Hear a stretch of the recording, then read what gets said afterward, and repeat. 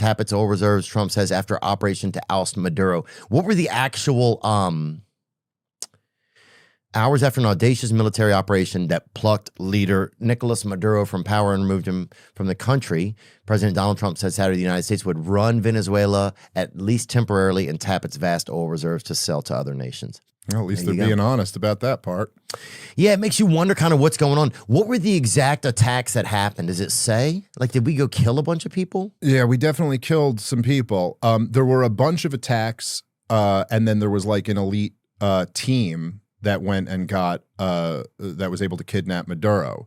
And I know, so Mike Lee, the senator, posted on Twitter that he had spoke to Marco Rubio and that Marco Rubio had said something like the other attacks were like in service of the mission to get Maduro. So like, I don't know what the, you know, taking out their defenses or something like that.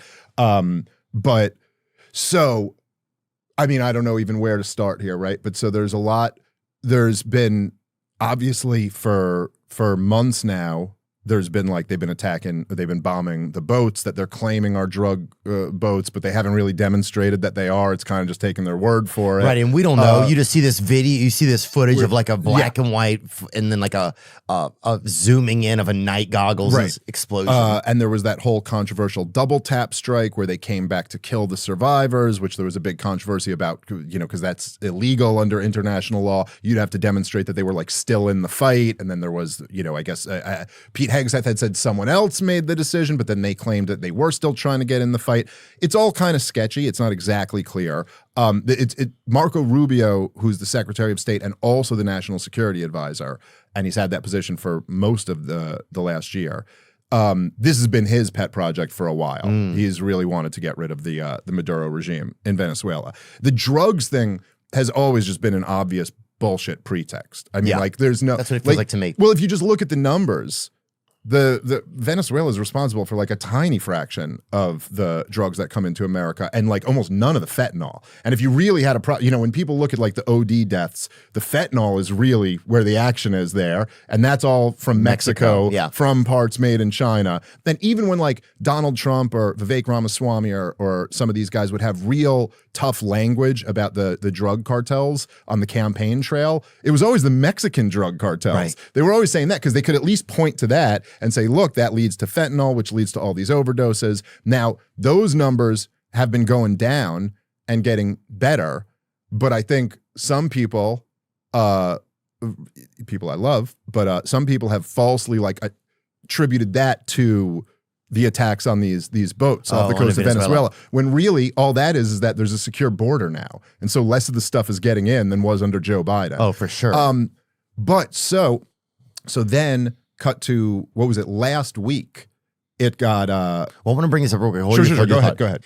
Venezuela is involved in trafficking cocaine, but current data shows it is responsible for only a small share of the drugs that actually end up in the U.S. market, especially compared with routes through Mexico and Central America. The U.S. government classifies Venezuela as a major drug transit country, mainly for Colombia cocaine moving towards the Caribbean, Central America.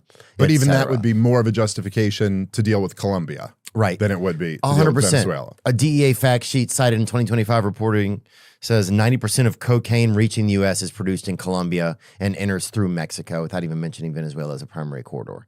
Yeah, and there's some other reasons I want to go into too why people think that what we're doing down there. But yeah, I just wanted to get some of the stats. Sure. No, that's important. I'm glad you did. Where were you? Well, so last week, if you remember, Tucker Carlson had said that he had a source saying that Donald Trump was addressing the nation that night, and he had said that Donald Trump's going to announce, you know, an escalation in the war or a declaration of war, which, you know, technically the president can't do, but I guess we're way past that. Yeah. That he was going to announce that he was going in there, and I had a couple people I know who were like close to it who said the same thing, and then he didn't, which was kind of strange. And he also he interrupted your regularly scheduled programming. Like it was a presidential address to the nation. Television? Yeah, a week ago, but then didn't really announce anything. I didn't see Just announced how great the economy was or something like that. And so then it came this week instead. But this was, look, it's an unbelievably successful operation.